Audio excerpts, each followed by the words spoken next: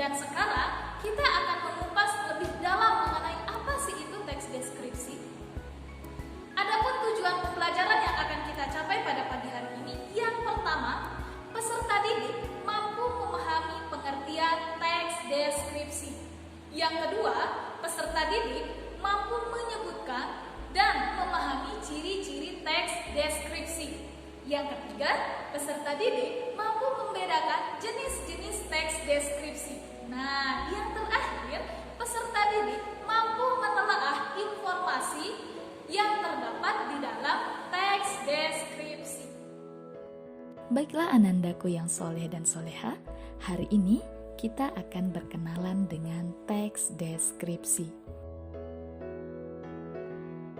Sebelum kita membahas tentang pengertian teks deskripsi, terlebih dahulu Ustazah ingin bertanya, kira-kira apa sih pengertian dari kata deskripsi itu sendiri?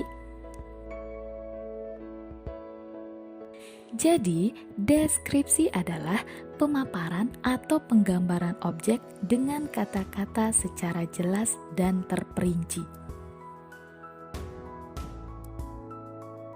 Tadi kita sudah membahas tentang pengertian deskripsi. Nah, Ustazah yakin kalian sudah memiliki sedikit gambaran ketika nantinya Ustazah bertanya mengenai apa sih pengertian teks deskripsi itu? Nah, teks deskripsi adalah teks yang menggambarkan suatu peristiwa atau objek tertentu kepada pembaca secara jelas dan terperinci tentang pengalaman penglihatan, pendengaran, penciuman, dan perasaan penulis sehingga pembaca seolah-olah melihat dan merasakan apa yang dideskripsikan oleh penulis. Peristiwa atau objek yang dimaksud di sini itu bebas. Boleh kalian mendeskripsikan tentang tempat-tempat wisata yang pernah kalian kunjungi. Bisa pula kalian mendeskripsikan tentang orang-orang yang berada di sekeliling kalian, entah itu ayah, ibu, adik, kakak, atau yang lainnya. Bisa juga kalian mendeskripsikan tentang kegiatan kalian sehari-hari atau peristiwa yang pernah kalian alami berdasarkan dengan urutan waktunya nanti. Atau bisa juga kalian mendeskripsikan tentang benda-benda yang kalian sukai berdasarkan apa yang kalian lihat, apa yang kalian dengar, dan perasaan kalian. Sehingga ketika nantinya tulisan kalian dibaca oleh orang lain, itu nanti pembaca kalian akan seolah-olah merasakan apa yang kalian deskripsikan tersebut. Kita ke materi berikutnya, yaitu ciri-ciri teks deskripsi. Yang pertama, menggambarkan atau melukiskan sesuatu.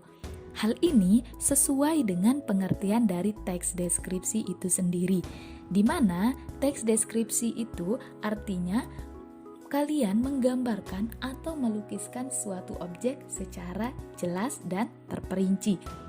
Yang kedua, melibatkan kesan indera.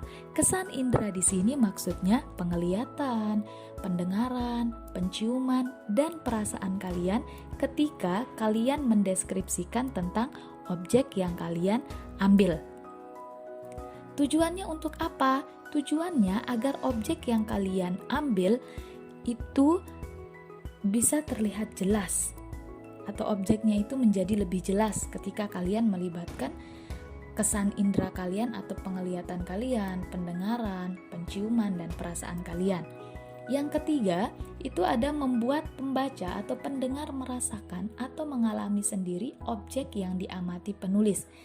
Tujuan dari teks deskripsi itu tidak hanya agar objek yang dideskripsikan ini menjadi jelas, akan tetapi tujuannya juga untuk membuat seolah-olah pembaca atau pendengar kalian ini bisa melihat dan juga merasakan apa yang kalian deskripsikan di dalam teks tersebut. Yang terakhir, menjelaskan ciri-ciri objek secara terperinci. Jadi, kalian harus mendeskripsikan objek tersebut sedetail-detailnya atau mendeskripsikan objek tersebut sesuai dengan ciri yang dimiliki oleh objek tersebut. Tentunya harus berdasarkan dengan faktanya. Materi berikutnya yaitu jenis-jenis teks deskripsi. Jenis teks deskripsi berdasarkan cara mendeskripsikan objeknya dibagi menjadi dua. Yang pertama ada explanatory, yang kedua sugesti. Apa beda keduanya? Baiklah, kita akan bahas satu persatu. Teks deskripsi explanatory adalah teks yang menggambarkan suatu objek berdasarkan fakta atau apa yang dilihat langsung oleh penulis. Jadi ingat, teks deskripsi explanatory ini berdasarkan fakta atau ciri yang terlihat, ciri yang kalian lihat pada objek yang kalian deskripsikan. Sedangkan teks deskripsi sugesti yaitu teks yang menggambarkan suatu peristiwa atau objek berdasarkan kesan yang muncul. Kesan dapat muncul misalnya melalui ekspresi wajah, gerak-gerik, gaya bicara, dan sebagainya. Nah, untuk teks deskripsi sugesti ini lebih menonjolkan atau memasukkan pendapat dari penulis itu sendiri, berbeda dengan explanatory yang sesuai dengan fakta yang dilihat pada objek yang dia angkat dan tidak memasukkan pendapat atau opini dari penulis. Contoh dari teks deskripsi sugesti yaitu pada hari pertamaku masuk sekolah, aku diperkenalkan dengan wali kelasku, namanya Pak Darto. Penampilannya sangat sederhana namun tampak berwibawa. Keramahannya juga terpancar dari wajahnya yang selalu tersenyum. Dari contoh tersebut, dapat kita ketahui bahwa penulis menggambarkan sosok Pak Darto sesuai dengan kesan yang muncul, yang terlihat dari ekspresi wajah Pak Darto, gaya bicaranya, dan juga penampilan dari Pak Darto itu sendiri.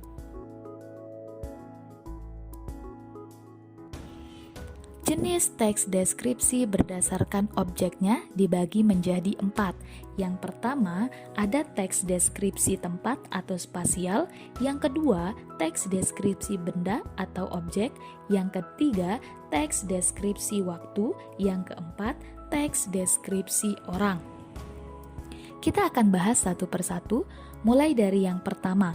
Teks deskripsi tempat adalah teks yang mendeskripsikan ruang atau tempat berlangsungnya suatu peristiwa. Bisa juga kalian mendeskripsikan apa saja atau benda apa saja yang terdapat di dalam ruangan tersebut. Contohnya, kalian bisa mendeskripsikan tentang kamar tidur kalian, halaman rumah kalian, tempat-tempat wisata yang pernah kalian kunjungi, sekolah, dan lain-lain. Yang kedua, ada teks deskripsi benda, yaitu teks yang mendeskripsikan benda yang dilihat oleh penulis. Contohnya, bisa kalian mendeskripsikan tentang boneka kesayangan kalian, lemari buku, lemari pakaian, laptop, atau benda-benda yang memang kalian sukai. Yang ketiga, ada teks deskripsi waktu, yaitu teks yang mendeskripsikan suatu peristiwa berdasarkan urutan waktu. Misalnya, kalian bisa saja mendeskripsikan tentang aktivitas yang kalian lakukan, mulai dari kalian bangun tidur sampai kalian berangkat ke sekolah atau peristiwa yang lainnya, sehingga ketika pembaca kalian membaca teks yang sudah kalian buat, pembaca akan tahu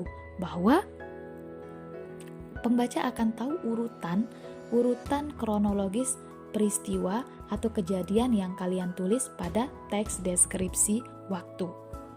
Yang keempat, ada teks deskripsi orang, yaitu teks yang mendeskripsikan tentang orang. Pendeskripsiannya harus secara rinci.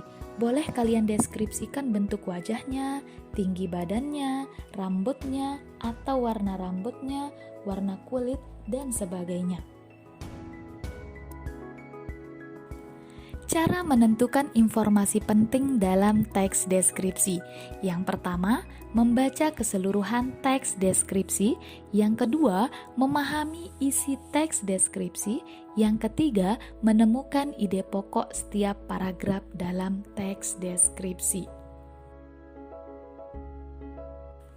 Setiap bacaan memiliki informasi penting.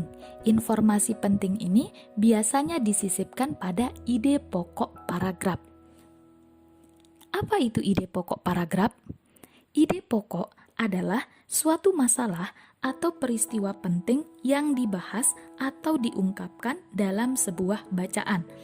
Ide pokok ini biasanya terletak pada kalimat utama. Yang perlu kalian ketahui bahwa dalam setiap paragraf itu terdiri dari kalimat utama dan kalimat penjelas. Apa itu kalimat utama dan kalimat penjelas? Kalimat utama adalah kalimat yang berisi pokok pikiran atau ide pokok dan menjadi dasar untuk mengembangkan paragraf.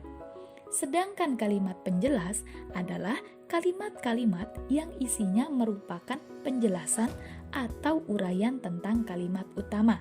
Jadi, nantinya ide pokok itu terdapat dalam kalimat utama dan kalimat penjelas itu akan menjelaskan hal-hal yang merujuk kepada kalimat utama.